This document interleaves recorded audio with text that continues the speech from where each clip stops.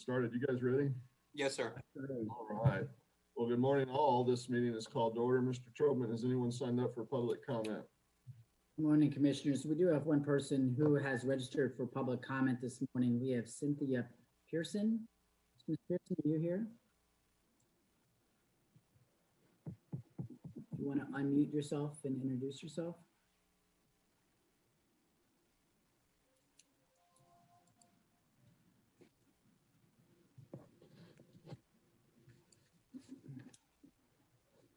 It appears that Ms. Pearson may not have joined us this morning. He has not, Mr. Okay. Trump. So with that, we do not have anyone else registered for comment this morning. All right. Thank you, Mr. Trobman. Ms. Miller, are you there? Yes, sir. Good morning. Well, good morning. How are you today? Very well. Thank you. Good. It's a pretty exciting day, huh? Yes, sir. All right. Well, let's dig in. On agenda item 3, we have no cases to reconsider under agenda item 3. Is that correct? That is correct. So we'll move to agenda item 4 and consider tax liability cases. I think we have 2 tax liability cases on docket 41. Yes, sir. The first case is TD-20-084-0720. Commissioner Demerson? I agree with staff recommendation. Commissioner Alvarez? I agree with staff's recommendation. And Mr. Chairman? Agree with staff recommendation. And the second case is TD-20-093-0920. Commissioner Demerson?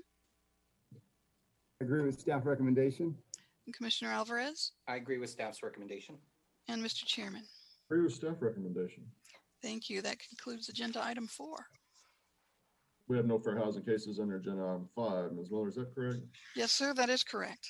On wage claim cases, which is agenda item 6, we have 2 cases pulled for additional discussion on docket 41. Yes, sir. The first case is case number 19-060-529-9. Commissioner Alvarez? The decision should be reversed. The claimant was the only party providing sworn testimony. The claimant's testimony establishes that she was told she would receive a bonus if she worked for the employer until the end of the sale properly was final. The claimant worked for the employer until the sale was final, but the employer refused to pay and claimed that the bonus was only for employees who transferred. The claimant presented text messages as evidence from the claimant's manager, which confirmed that the employer is misrepresenting the original terms of the bonus. The claimant has presented sufficient evidence to establish that she earned the bonus of $12,604.80. Deem the claimant's appeal to the commission timely, reverse the WCAT $12,604.80 wages owed. The AG decision may be supportable, but it would be best to give the parties one more opportunity to offer witnesses on the bonus issue. The current evidence regarding the bonus is inconclusive. Since the parties seem to have tried in good faith to offer testimony from one or more first-hand witnesses, it would be appropriate to rehear the case.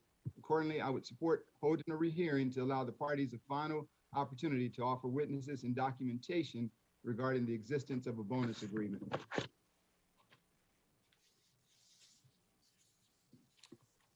I concur with Commissioner Demerson. Yes, sir. We will rehear the case.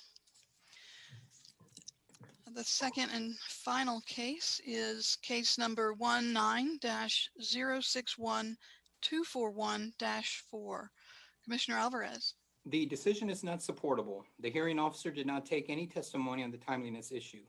It is the hearing officer's obligation to develop the record on the issues. The parties are not expected to be experts on the issues and know exactly what the commission needs to make the decision. The case should be remanded for testimony on the timeliness issue. Although the claimant did not particularly prove that she filed an earlier timely wage claim, since that was the pivotal issue for the hearing and was the rationale for the determination that the claimant appealed, it would have been proper for the hearing officer to specifically cover that issue during the hearing. Since the hearing officer failed to address that central issue, another hearing is needed. Accordingly, we should rehear this case.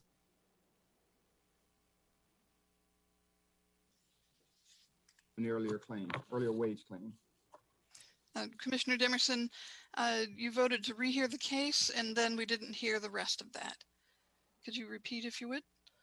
All right. Are you hearing me okay? Yes, it stalled there for a second. Okay, and I may move Chairman to another room to make sure that the Wi-Fi is coming in. So I'll just go ahead and restate. So although the claimant did not particularly prove that she filed an earlier timely wage claim, since that was the pivotal issue for the hearing and was the rationale for the determination that the claimant appealed, it would have been proper for the hearing officer to specifically cover that issue during the hearing.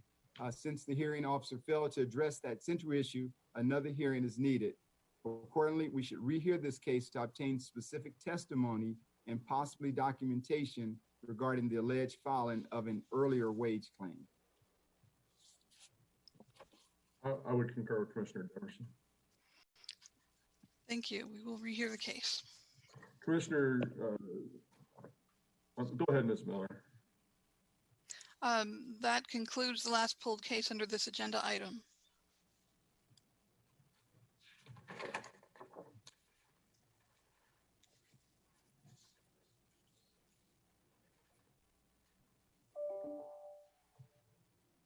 All right. Oh, I apologize. My apologies, sir. Yes, I sent you the wage claim short form dissent list after the meeting began, so you should have received it just a moment ago. Well, I thought you did, and I saw it, but I wanted you to say it, I guess. Thank you. Yes, sir. Thank you very much. I move we accept staff recommendations on the remaining wage claim cases on docket 41. I second the motion except for those cases on which I'm dissenting, as reflected on the wage claim short form dissent list for docket 41. And I concur with Chairman's motion except for the cases on which I'm dissenting as reflected in the wage claim short form dissent list for docket 41.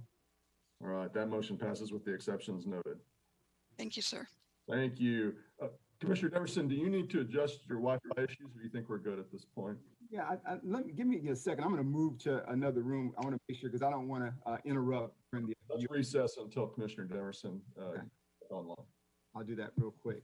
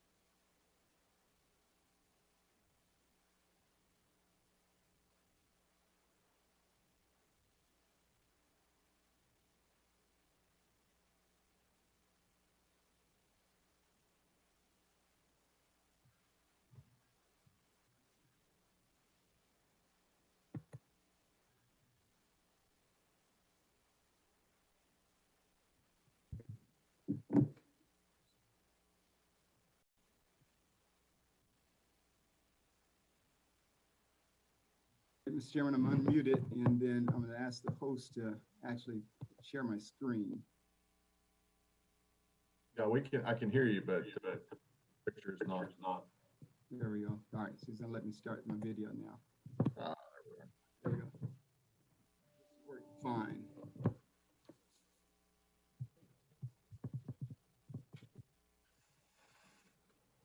Okay. All right, I think we'll work. Set. All right. Miller, I think we left off at the end of agenda item 6, so let's move to agenda item 7. Consideration of unemployment insurance cases on docket 41. Proceed when you're ready. Yes, sir.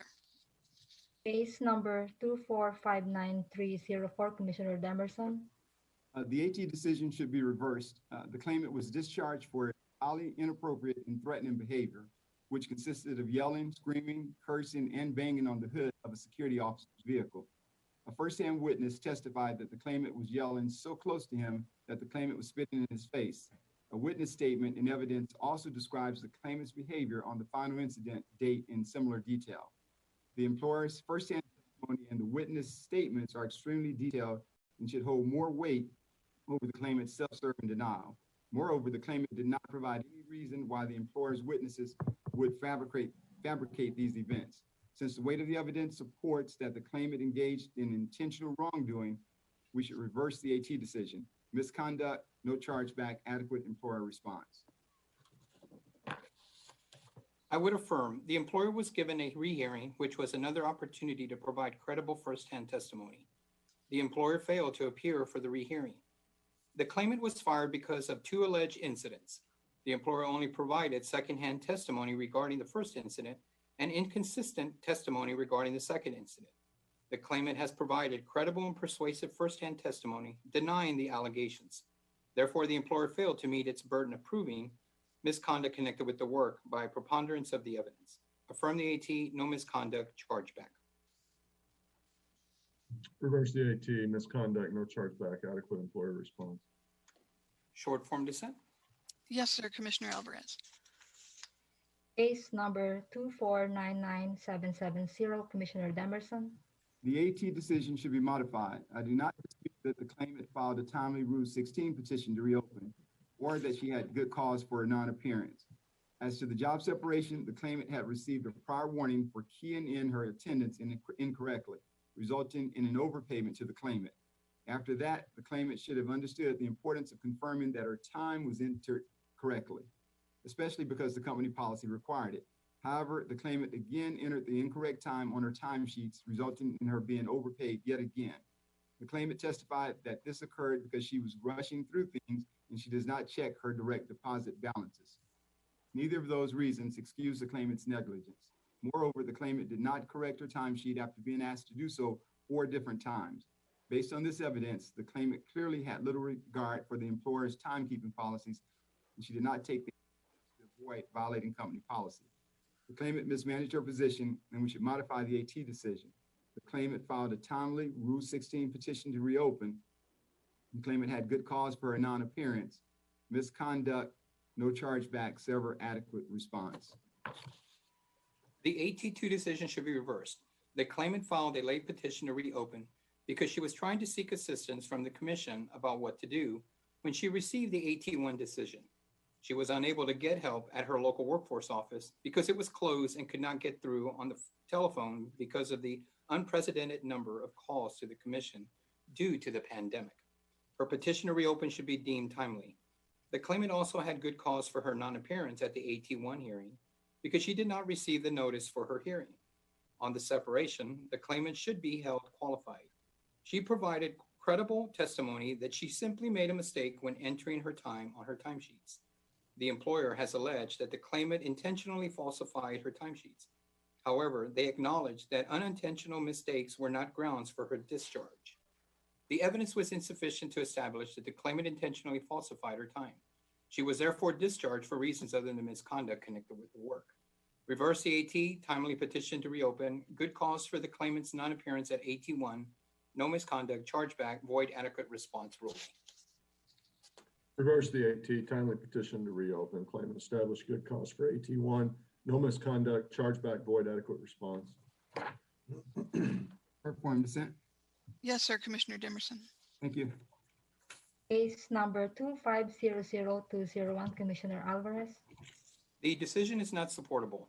The claimant quit when she was demoted from a supervisor to a regular plumber. His pay was reduced from $32 per hour to $25 per hour, and his work vehicle was taken away, requiring him to use his own vehicle to go to work to and from job sites. In accordance with Appeal Number 806011-3, as the claimant's direct pay cut and loss of work vehicle represents a reduction of greater than 25%, the claimant had good cause to quit, even if the employer could clearly establish the reduction was caused by work-connected misconduct, which they did not do in this case. Reverse the AT, no voluntary leaving, and change the employer name and account number as recommended. The AT decision should be modified. I agree that the employer's name and account number should be changed.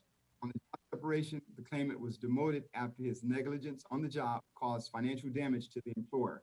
Since the claimant's reduction in pay was under 25% and was the result of misconduct, he did not establish good cause connected with the work for quitting. Accordingly, we should modify the AT decision, voluntary leaving, change the employer name and account number.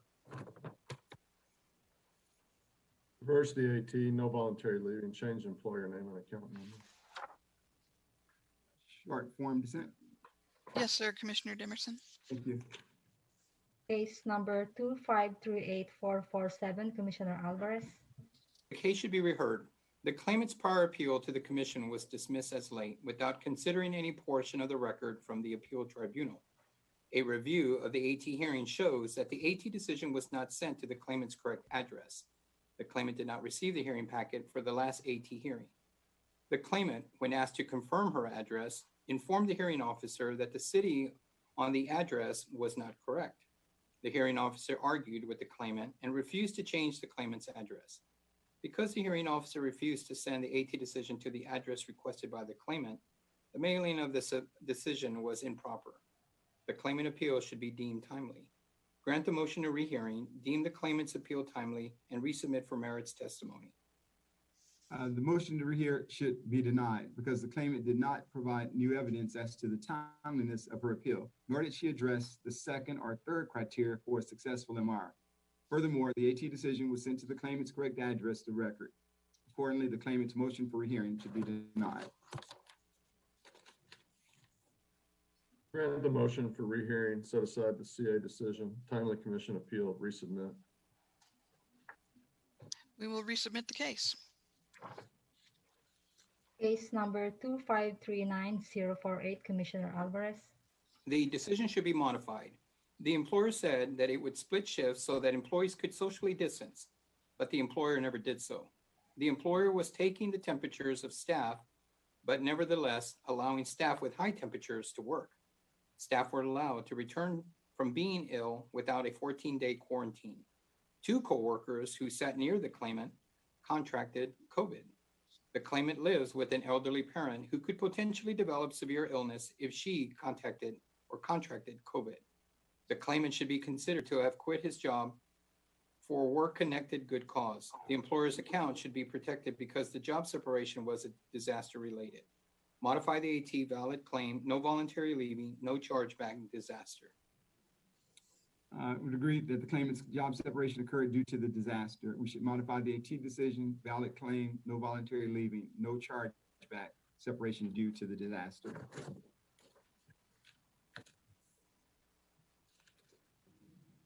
I concur. We have a unanimous decision. Case number 2554933, Commissioner Damerson. The appeal tribunal decision should be modified. The claimant resigned due to concerns about COVID-19. However, the employer's internet response stated that the claimant and all employees were provided PPE, including N95 masks, protective eyewear, medical gloves, Clorox wipes, and hand sanitizer. The employer also presented multiple witnesses who stated that the employer implemented safety measures. Moreover, one employer witness testified that they had not yet had anyone catch COVID and had leave options available to employees, including being able to take several weeks off at a modified rate of pay and FMLA to those who qualify. While the claimant states he raised his concerns with the employer, there is no indication as to when this occurred or who he told. As such, the preponderance of the evidence indicates that the claimant quit without notice and without providing the employer an adequate opportunity to remedy his concerns. We should therefore modify the AT decision, voluntary leaving, no chargeback.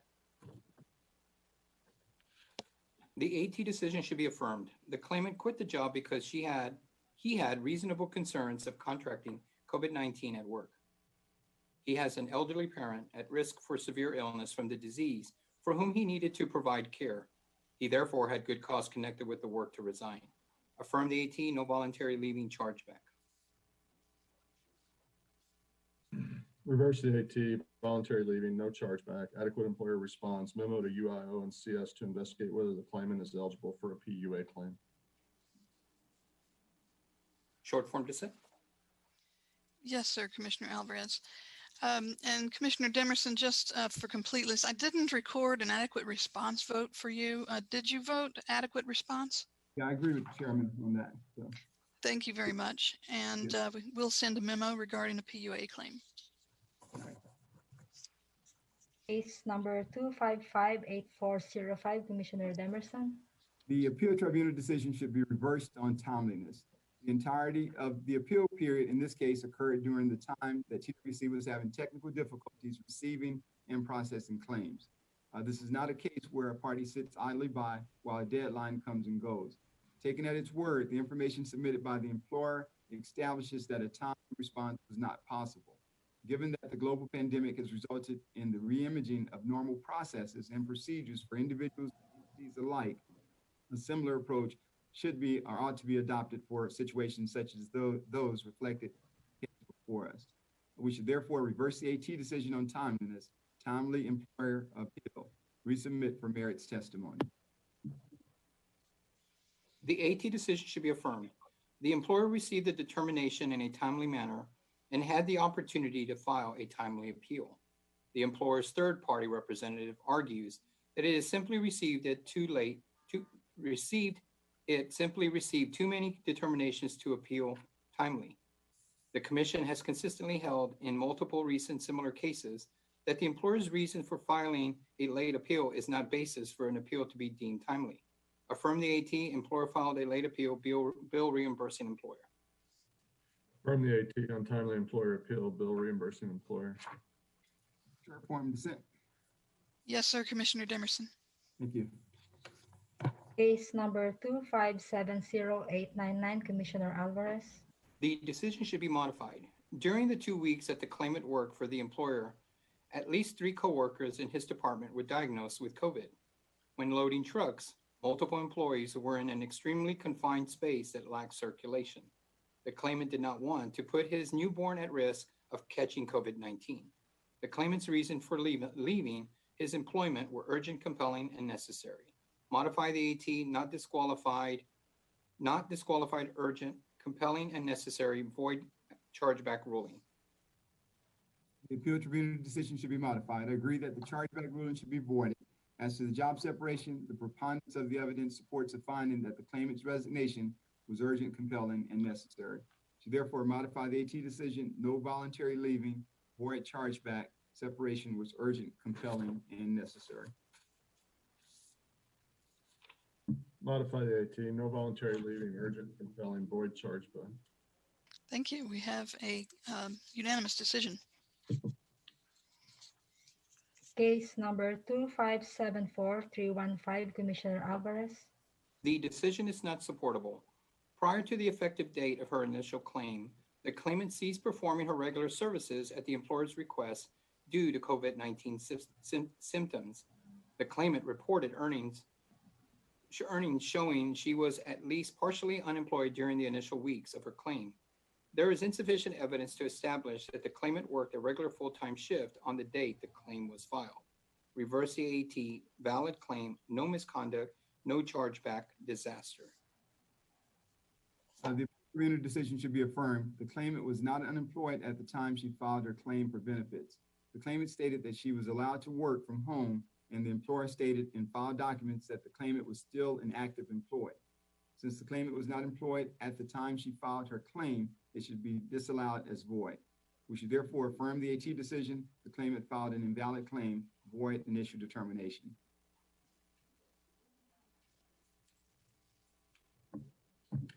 Reverse the AT, valid claim, no misconduct, no chargeback, MVI. All right. There's a majority vote to grant benefits to the claimant, but the rationale for you, Mr. Chairman, and you, Commissioner Alvarez, are different. Mr. Chairman, you said MVI rationale, and Commissioner Alvarez, you said disaster impacted rationale. I would agree with Chairman Daniel. Thank you very much. It's an MVI. Now short form dissent, Sherry. Yes, sir, Commissioner Demerson. Thank you. Case number 2575788, Commissioner Alvarez. The decision should be reversed. After his layoff, the claimant has been paid $300 a week by the employer. This is a 33% of his past weekly earnings and less than 60% of his weekly benefit amount. As the amounts of the claimant is receiving from the employer are not a reasonable approximation of his past earnings and sufficiently less than he would have received in unemployment benefits, there should be no severance disqualification. Reverse AT, no severance disqualification, no overpayment, and memo to UIO and CS to investigate earnings. We should reverse the appeal tribunal decision because the pay that the claimant received amounted to a percentage of his average earnings. I agree that the claimant did not receive disqualifying severance. Accordingly, we should reverse the AT decision, no severance disqualification, no overpayment. In addition, we should send a memo to UIO and CS to investigate whether the claimant is properly reporting payments received from the employer beginning June 21st, 2020, which would offset his benefits. Reverse the AT, no severance disqualification, no overpayment. We have a unanimous decision and a memo to UIO and CS to investigate unreported wages. Commissioner Alvarez, you stated your memo slightly differently. Is that what you intended as well, to investigate unreported wages? Earnings, yes. Earnings, yes, sir. Okay. Yes, ma'am. Thank you very much. Yes, ma'am. Case number 2577103, Commissioner Demerson. We should reverse the appeal tribunal decision. When the claimant communicated the concern to her supervisor about a perceived threat, the employer took action to address this concern. However, the next time that the claimant had an issue, she did not communicate with her supervisor and failed to contact HR. Instead, she quit immediately and without providing the employer an opportunity to remedy the situation. Although the claimant also stated that her pregnancy was a factor in her decision to quit, the doctor had not advised this course of action. Therefore, although the claimant may have had a legitimate complaint, quitted immediately without allowing the employer an opportunity to resolve the matter to the claimant's satisfaction, she quit without good cause. Accordingly, we should reverse the AT decision, voluntary leaving, adequate employer response. In the alternative, because the claimant believed that her health and safety were at stake, we could apply section 207.046 of the Act to the job-related reason for quitting and modify the AT decision. No voluntary leaving, no chargeback. The separation was urgent, compelling, and necessary.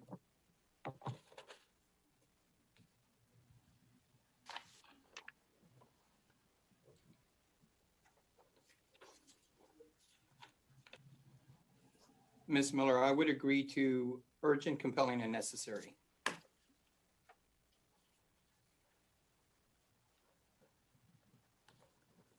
I concur. Hello?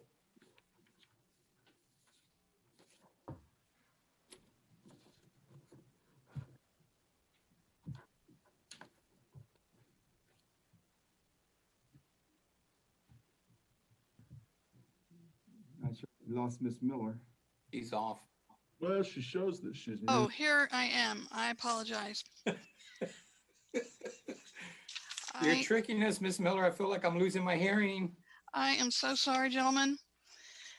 All right. On that last case, which was case number 2577103, we have a unanimous decision. The claimant is granted benefits. The employer is protected from charge, urgent and compelling. And now we move on to the next case.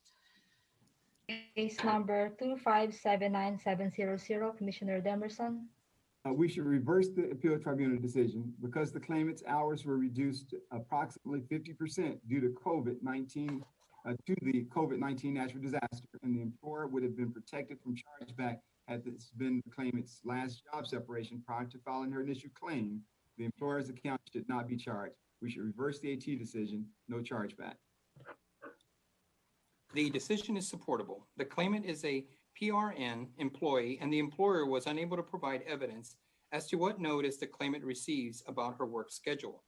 In accordance with appeal number 212-CA-77, the claimant is involuntarily separated for reasons other than misconduct upon the conclusion of each period of employment.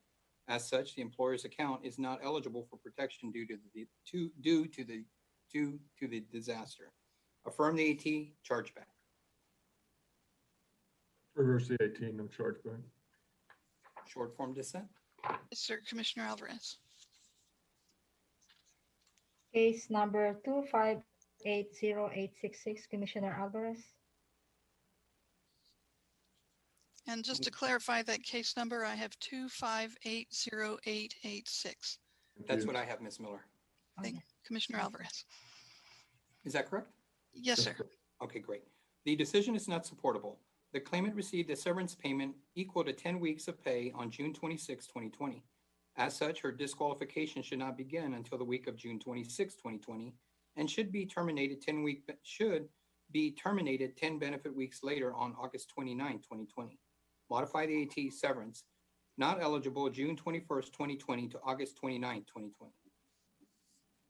We should modify the appeal tribunal decision. The claimant received post-separation pay from the employer equal to 10 weeks of pay.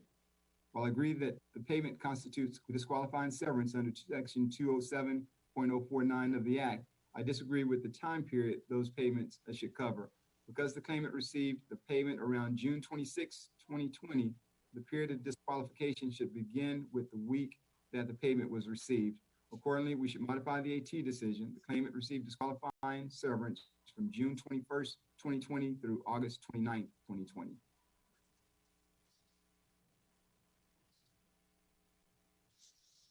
I concur with Commissioner Alvarez. Thank you. We have a unanimous decision. Case number 2581030, Commissioner Demerson.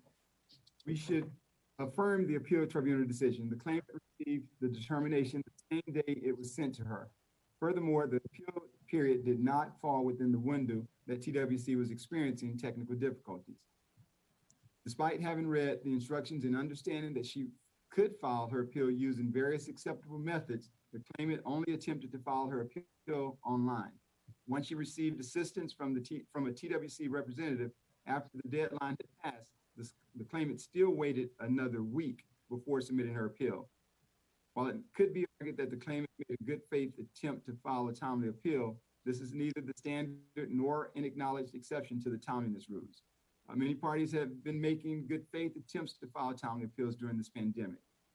Therefore, because the claimant had alternative filing methods available to her and she delayed filing her appeal for a week after resolving her technical issue, her appeal is not timely and we do not have jurisdiction to consider the underlying merits. We should affirm the AT decision, late claim appeal, voluntary leaving, no chargeback.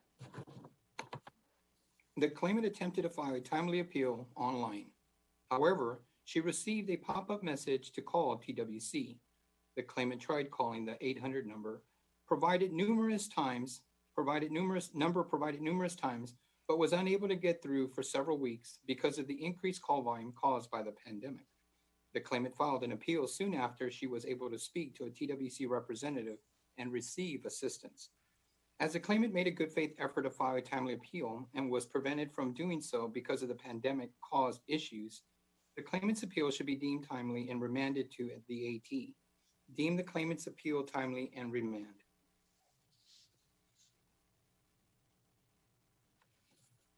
Reverse the AT, timely claimant appeal, remand.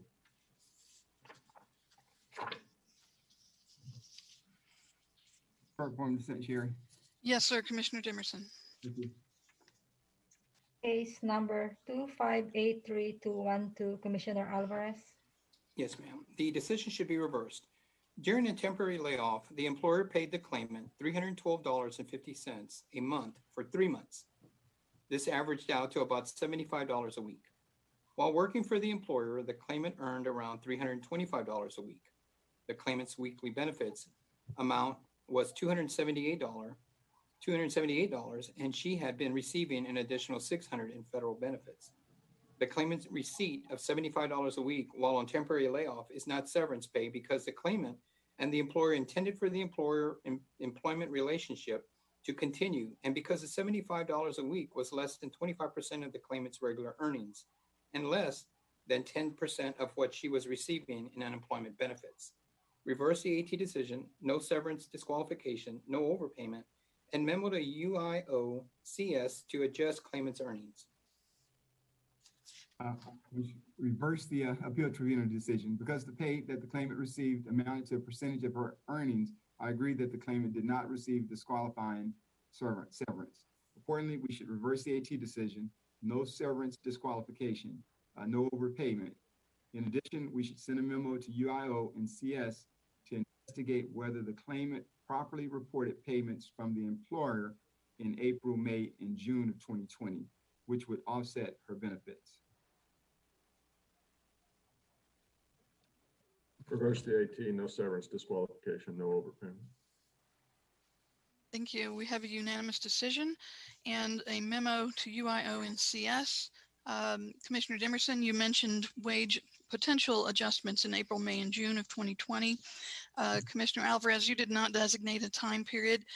Will the memo requested by Commissioner Demerson cover your request as well? Yes, ma'am. Thank you, sir. No, thank you. Case number 2586458, Commissioner Alvarez. The decision is not supportable. On his final day, the claimant was late to work with notice. When he arrived, the employer reprimanded the claimant in front of other employees by yelling and using profanity. The claimant quit in response to the way in which he was reprimanded. In accordance with Appeal Number 288-CA-76, the employer's abusive reprimand provided the claimant with good cause connected with the work for leaving. Reverse the AT, no voluntary leaving chargeback. The appeal tribunal decision should be affirmed. The claimant quit after being reprimanded by the employer for attendance. The claimant also stated he had been warned and written up prior to the final incident. While I do not condone the language that the employer allegedly used during the reprimand, it does not appear that the employer was accusing the claimant of anything, but rather notifying her in no uncertain terms that she was on probation. In addition, the claimant did not explore whether there was someone beyond her supervisor with whom she could address her concerns. Accordingly, the claimant quit without work-connected good cause. We should affirm the AT decision, voluntary leaving, no chargeback. Affirm the AT, voluntary leaving, no chargeback. Short form dissent?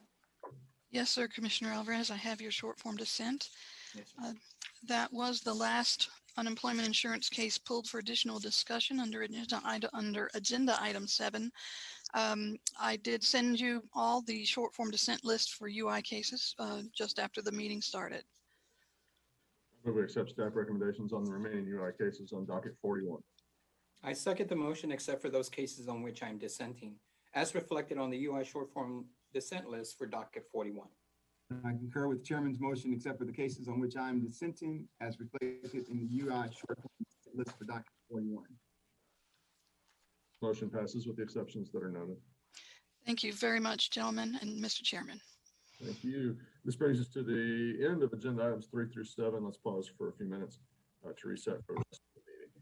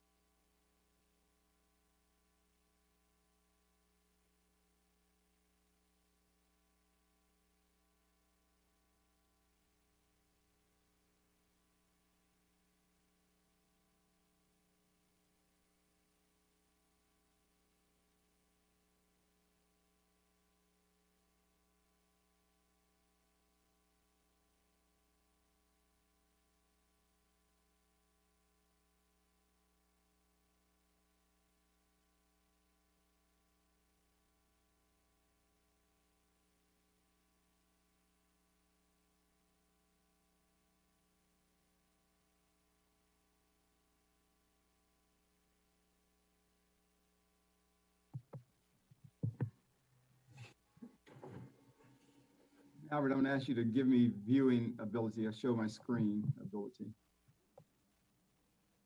All right.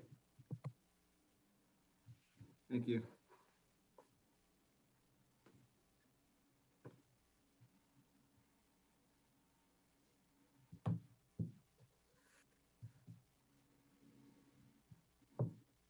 All right, are we ready to take this back up? Yes, sir. Yes, sir. All right, great. On agenda item A, acceptance of pledges of child care match fund. Staff has nothing to present under this item.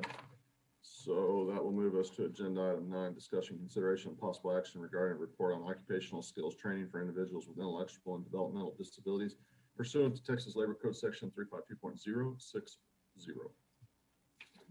Morning, Commissioners. For the record, Jason Baden, Education and Rehabilitation Division. Senate Bill 2308, which passed the 86th Texas State Legislature, amended Chapter 352 of the Texas Labor Code, requiring the Commission to prepare a one-time report regarding occupational skills training for individuals with intellectual and developmental disabilities, specifically identifying potential funding sources for training programs and occupations in high-demand industries for which a post-secondary certification, license, or other credential is required. The report before you for your consideration today identifies a variety of funding sources that could be used to design certification training programs in high-demand industries for individuals with intellectual and developmental disabilities, including state, federal, and private sector funding. In addition, the report identifies a number of current college and university-based programs in Texas that provide career preparation for individuals with intellectual and developmental disabilities, while also identifying occupations in high-demand industries. Commissioners, with your approval, staff will publish the report to the agency's website and provide a copy to each legislative committee with jurisdiction over workforce development or vocational rehabilitation pursuant to Chapter 352 of the Texas Labor Code. Commissioners, that concludes my remarks, and I'm happy to answer questions if you have any. Are there any comments or questions? None here, Chairman. None for me. Thank you. Is there a motion? Yes, Chairman, I move that we approve the report on occupational skills training for individuals with intellectual and developmental disabilities presented by staff to be posted to the TWC website and shared with the legislative committees as described by the Texas Labor Code 352.060. Second. Been moved and seconded. We're unanimous. Thank you. Item 10, discussion, consideration, possible action regarding approval of products offered by certified community rehabilitation programs under the Purchasing for People with Disabilities State Use Program.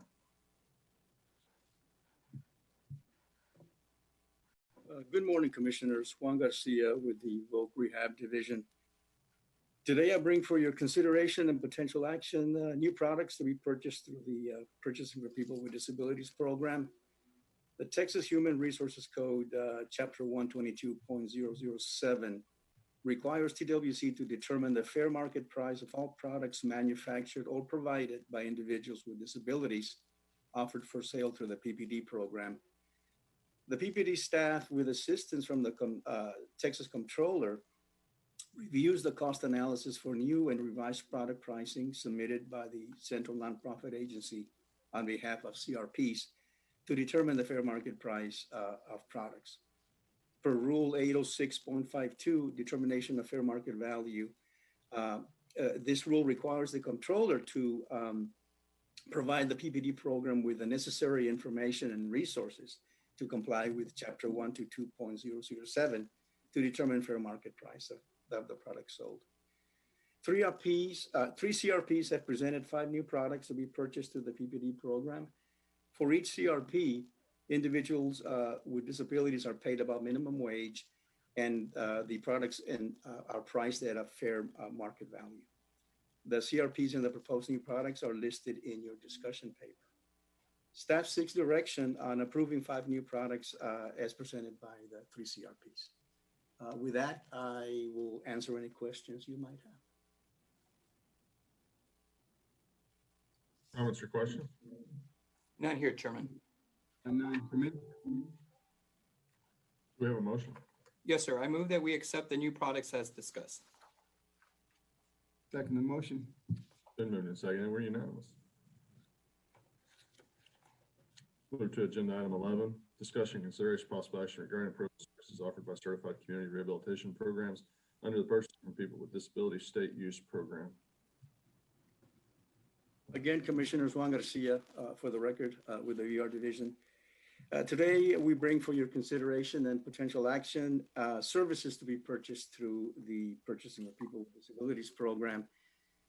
Chapter 806.52C requires that TWC determine the fair market price of all services provided by individuals with disabilities offered for sale through the PPD program. The fair market price for a service contract is determined through negotiations between the state agency purchasing the service and the central nonprofit agency and the community rehab program. The CNA submits each negotiated contract to PPD for review of compliance with required cost ratios per Rule 806.53. Upon determination of compliance with these ratios, staff submits the contracts for approval by the Commission. CRPs have submitted through the CNA temporary, new, renewal, and transferred service contracts for approval. Details of these are in your discussion papers. By way of summary, all contracts pay above minimum wage. The total value of all contracts is $4,533,246. And total wages paid to people with disabilities is $1,954,219, or 43% of the total value of the contracts being considered. And the total number of people with disabilities employed is 185. Staff seeks direction on approving service contracts offered by the CRPs. With that, I'll answer any questions you might have. Any comments or questions? None here, Chairman. None. Do we have a motion? Sir, I move that we approve the service contracts as recommended by staff. Second. Been moved and seconded. We're unanimous. Thank you. Go to agenda item 12, discussion, consideration, and possible action regarding new certification and recertification of community rehabilitation programs to participate in the Purchasing from People with Disabilities State Use Program. Again, Commissioner Juan Garcia with the VR Division. Today, we bring for your consideration and potential action certification and recertification of community rehab programs. In accordance with Chapter 806.41, certification and recertification of community rehab programs, the Commission has authority to certify and recertify CRPs for participation in the PPD program. Staff reviews each submitted application and all required documentation prior to forwarding recommendations for approval to Commission. Staff has completed reviews of 1 application for certification and 24 applications for recertification. All 25 CRPs meet all requirements for certification and recertification contained in Rule 806.41. The 25 CRPs in this action item are listed in your discussion paper. Staff seeks direction on approving and the certifying and recertifying of CRPs to participate in the PPD program. With that, I'll answer any questions you might have. Any comments or questions? None here, sir. I just wanted to thank Mr. Garcia for the 3 agenda items. Mr. Chairman, not really a question, but just something that the team will look at the integrated employment placement on a number of these. It had 0, and so I asked my team to kind of look into that to make sure that there's nothing happening there. But other than that, I'm fine. Thank you. Do we have a motion? Yes, sir. I move that we approve the certifications and the recertifications of the community rehabilitation programs as discussed. Second. Been moved and seconded. We're unanimous. Thank you. Agenda item 13 has been pulled for future discussion. This will take us to agenda item 14, discussion, consideration, possible action regarding publication for public comment of proposed amendments to 40 Tech Chapter 803 Skills Development Fund relating to the implementation of House Bill 108, 85th Texas Legislature regular session, and House Bill 786, Texas Legislature regular session. We have my amendment from last week pending, and this is certainly open for additional discussion. Chairman, if I may, I would like to ask Commissioner Demerson if he has anything to add to the specific agenda item before I have my comments. Nothing in particular to add. I had an opportunity to look over the document, so I'm prepared for discussion. Okay, Chairman, if I may. Please. Thank you for allowing me the opportunity to review your revisions, Chairman. Rules should do three things, these rules. Make boards eligible grantees, collaboration, no conflict on skills grant, and implement rule for Recruit Texas. I would like to remind the commissioners that the purpose of this rule revision is to include the program parameters of Recruit Texas, which was added by the 85th Legislature in 2017, and to add boards as eligible participants, which was added by the 86th Legislature in 2019. Overall, it appears, Chairman, that your version of the proposed rules have been stripped of the program objectives with the expectations that those parameters would be placed in a guidebook and reviewed every 2 years. It is important to make sure that we keep the core program concepts and goals in rule to provide clarity to applicants and certainty for program staff in administering the grant. The stated goals currently in rule and proposed by staff, as well as my version, provides clarity as to clarity to program objectives based on the statutory language. Rules are meant to be specific regarding expectations as set forth by the statute. A rule sets the standards that guides conduct. Guidelines are merely suggestions that express best practices. They are permissive. Guidance documents are not subject to the public posting and comment process like rules. In 2015, the Sunset Commission noted that TWC had too much policy and guidance and directed TWC to establish procedures and criteria for determining when policies would be more appropriate for rulemaking rather than guidance. We have an obligation to be clear to stakeholders and taxpayers regarding the expectations and goals of the program. After all, these are taxpayer dollars to be spent on training. We would want to make sure we are expending taxpayer dollars for projects that will have a positive economic impact for the area.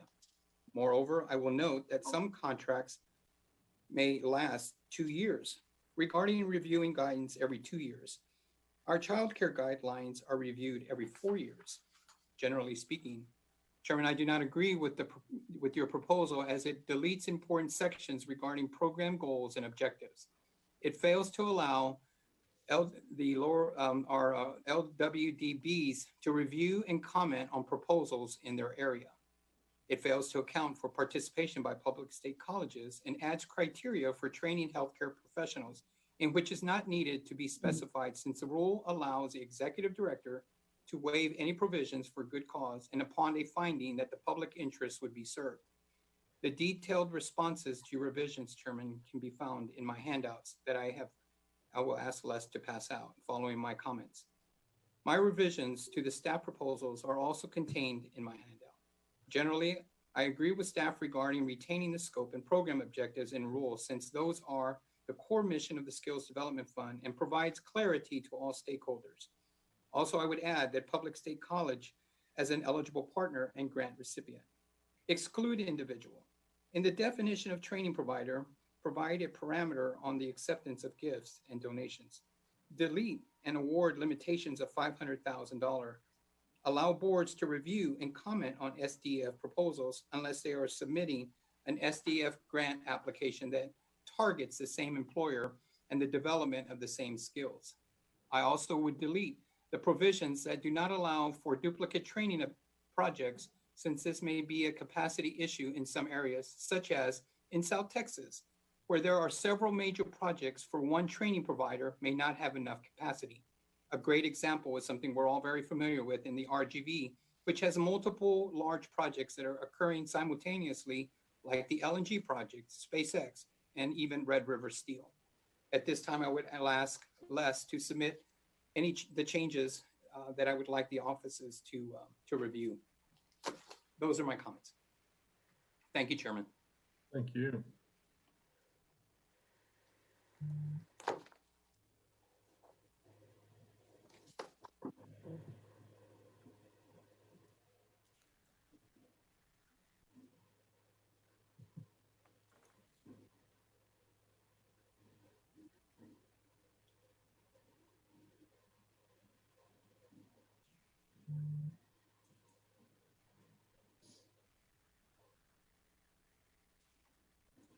Documents are on their way.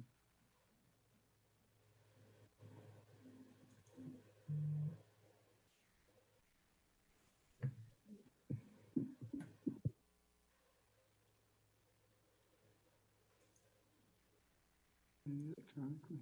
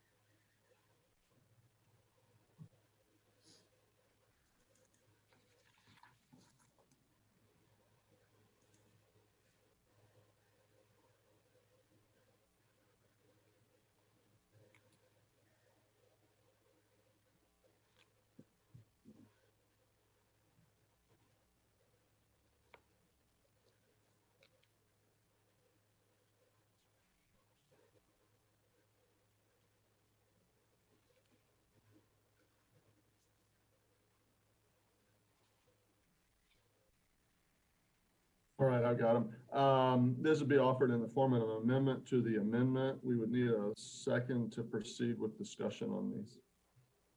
I second. It's been moved and seconded to consider this amendment. I move to table this item until the next meeting to give me time to review this document and the implications of these changes. Yeah, second. All right. I would be okay with that, Chairman. Thank you. Great. We'll table this. We'll pick this up at the next available commission meeting. Thank you. Thank you, Chairman. Let's see, we'll move us to agenda item 15. Staff does not have anything to present under statewide initiatives. Agenda item 16 is discussion, consideration, and possible action regarding guidance on resource utilization and implementation of services and strategies to target disaster relief efforts and public health emergencies, including those funded with the Department of Labor's Disaster Dislocated Grant. Ed, do you have anything under this item? Yes, sir. We have two things. The first I'll lay out, and then the second Allison Wilson will lay out, but they're both related. Last week, I gave you all a heads up that staff was looking at reinstatement of the work search requirement. I'm going to formally notify the commission that we will be reinstating work search effective November 1st. That means that any existing claimants, the first time that they will report their work search activity will be November 15th. For new claimants after November 1st, UI claimants after November 1st, then they'll have a different schedule for reporting their work search activity. Staff will put out notices to both regular media as well as social media well in advance. We'll start today, as a matter of fact. We'll also send messages out directly to our unemployment insurance claimants, notifying them of the reinstatement of the work search requirement. But again, we'll reinstate it effective November the 1st, with the first reporting being November 15th for all existing claimants. And with that, I'm going to ask, well, first let me ask you all if you have any questions for me, and then I'll ask Allison to discuss the child care work search requirement, which we will set up in synchronization, so to speak, with the UI requirement. Any questions for me on UI? Yeah, questions or comments? No questions for it at this time, Chairman. Chairman, just another question, but a comment. the examples of work search, as we know, there are a lot of new individuals that are having to file for the first time. And so this even, the mention of work search is something new to them. And Ed, you said they're going to have communication that's going out, and that's good. I want us to really make sure that the public understands what that involves as well. And so anything we do to make it easier is the way that we want this to work. So, Yes, sir. Let me clarify very quickly right now what that entails, and let me give you a little bit more of what's going to be in some of those messages that we send out. But it will require someone to conduct 3 work searches. And a work search, as we're defining it, is something as simple as logging into Work in Texas and looking on 3 separate occasions for employment. You can submit resumes in Work in Texas. You don't have to go out in person, dropping off resumes or doing anything like that. You do that 3 times a week. And you do that twice, 3 sets twice before in your 2-week period between requesting payment, benefit payment. But it is as simple as logging into Work in Texas. We're going to see if we can also modify the search engine in Work in Texas with a simpler portal to make things even easier then. But we'll make sure that messaging, sir, that's a good point. We have a lot of people that have never been on unemployment insurance before, or pandemic unemployment assistance before. That messaging will have a whole lot of detail in it, and we're going to repeat the messages. We'll put a lot of messaging out this week, next week, and the following week, as well as direct communications to those claimants. Thank you. With that, I'm going to ask Allison to provide information on the child care work search requirements. Chairman, I have a question for Ed before we get to Allison, if that's okay. Please. Ed, I just have a question for you. Would UI claimant in doing online training metrics, would that count for work search activity? There are some activities that will sort of suspend the work search requirement, and training, qualified training is one of those. And we'll make sure that we make them aware of that, so that they're in qualified training. Then that could also affect their work search. Great, thank you, Ed. Will that include all of our skills enhancement? I'll look to make sure that it'll include as much of our skill enhancement training, including the metrics training, as much of our skill enhancement as we can. Yeah, please let us know the answer to that, because I think that's pretty important. Yes, sir. We'll verify that. Thank you, Chairman. Sorry for the interruption. Not at all. Not at all. Okay, Allison. Good morning, Commissioners. For the record, Allison Wilson with Child Care and Early Learning. As Mr. Cerna just mentioned, we've been carefully looking at when the right time is to reinstate TWC's regular child care rules regarding work, and doing so in concert with the agency's review of the UI work search requirements. Under TWC child care rules and guidelines, if a parent has a permanent job loss, they may receive 3 months of continued child care to help them become reemployed or engage in education and training. On March 24th, 2020, as a result of COVID-19, the Commission waived this provision, allowing families to continue to receive subsidized child care for an indefinite period of time, regardless of their employment status. Since that time, however, the Texas economy has made significant improvements. Additionally, we have provisions that allow boards to extend eligibility redeterminations past 12 months based on unforeseen circumstances, as we briefed you on May 17th. These actions have provided short-term relief and greater stability for both families and childcare providers. However, with more Texas businesses reopening, the lack of a work requirement and extended eligibility periods make it more difficult for eligible working families to access limited funds. There are currently 39,000 children approximately on waiting lists for the program.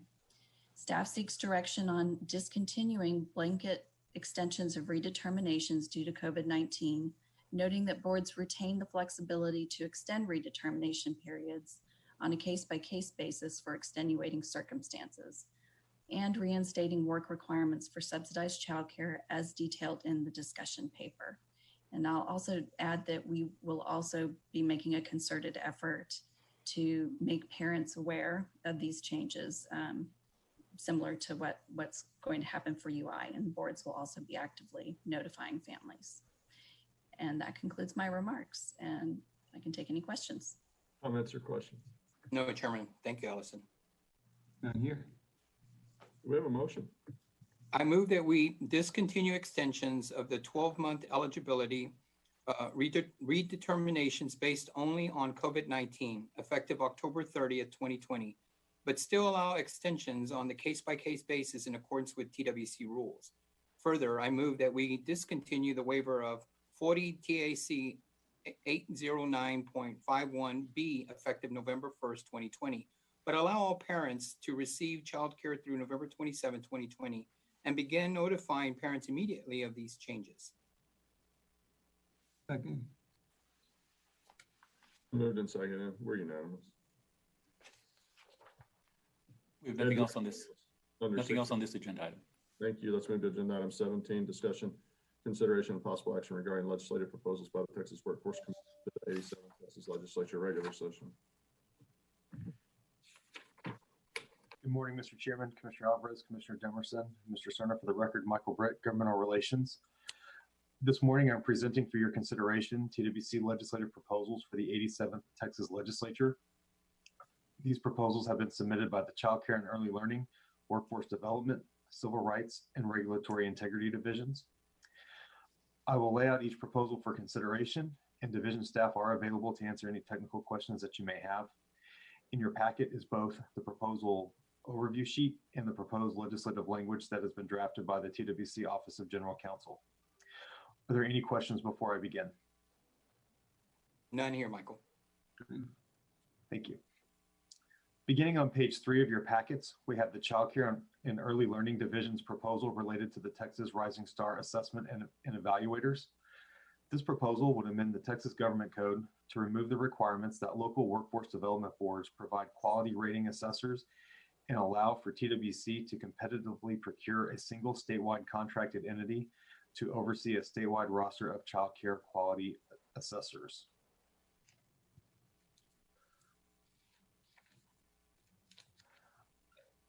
And pardon me, Mr. Chairman, would you prefer I go through each one and y'all take action before we go to the next, or complete the overview before y'all take action? Complete the overview, please. Okay, thank you. On page 9 of your packets is the Civil Rights Division's proposal related to Fair Housing Act amendments. This proposal seeks to clarify and add exceptions to the exemptions under section 301.401 of the Texas Property Code. This section contains exemptions concerning the single family home exemption and what is called the Mrs. Murphy exemption. Under federal law, these two exemptions have exceptions which are not currently present in statute, creating an issue with substantial conformity of Texas law with federal law. Subchapter B of the state statute does not apply to the noted exemptions. Because the subchapter contains several notable fair housing issues that are clearly exceptions under the federal law, the U.S. Department of Housing and Urban Development clearly indicated in no uncertain terms that the issues of nonconformity may affect CRD's recertification during the biannual performance appraisal review of CRD in July of this year. HUD has also requested a high level of assurance that this would be prioritized and adequately addressed by TWC in the upcoming legislative session. On page 15 of your packet is the Workforce Development Division's proposal related to apprenticeship. This proposal seeks to amend the Texas Education Code to remove the requirement for the apprenticeship-related instruction cost study, as this report has been replaced by biannual reports to the Texas Workforce Investment Council and the Apprenticeship Texas Advisory Committee. On page 21 of your packet is the Workforce Development Division's proposal related to the Self-Sufficiency Fund grant program. This proposal seeks to remove references contained in the Texas Labor Code statute that limit the reach of the program, that would allow the program to serve those individuals who are at risk of becoming dependent upon public assistance, which is in alignment with the federal guidance for these types of programs. On page 26 of your packet is the Regulatory Integrity Division's proposal related to notice of assessment and methods of service. This proposal would amend the Texas Labor Code to allow TWC to serve notice of assessments in 3 ways. By a process server under the rules of civil procedure, which is the current law, directly from the agency by mail without a process server, and through substituted service if these other methods are not successful. And under this proposal, an employer would still be able to contest the service in district court as they always have. This concludes my review of the legislative proposals. And again, I'm happy to answer any questions. Questions or comments? No questions or comments at this time, Chairman. Question or comment, just thank the staff for the briefings in advance. I appreciate it. Mhm. Do we have a motion? Chairman, I move that, do I have a second to move all proposals presented by staff to move forward? Yes.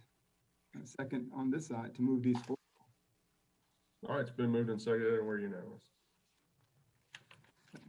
Thank you very much. Thank you. I'm told there's no legislative report today. Ed, do we have an executive director's report today? No, sir, I have nothing to report. Sorry, I had to unmute. Thank you. Thank you. Is there any other order of business come before the commission? No, sir, nothing. None here, Chairman. No. Do we have a motion to adjourn? Chairman, I move that we adjourn. Second the motion. Well, it has been moved and seconded to adjourn, and we are adjourned. Gentlemen, thank you. Everybody have a great week. You guys do the same. Have a good day Thursday.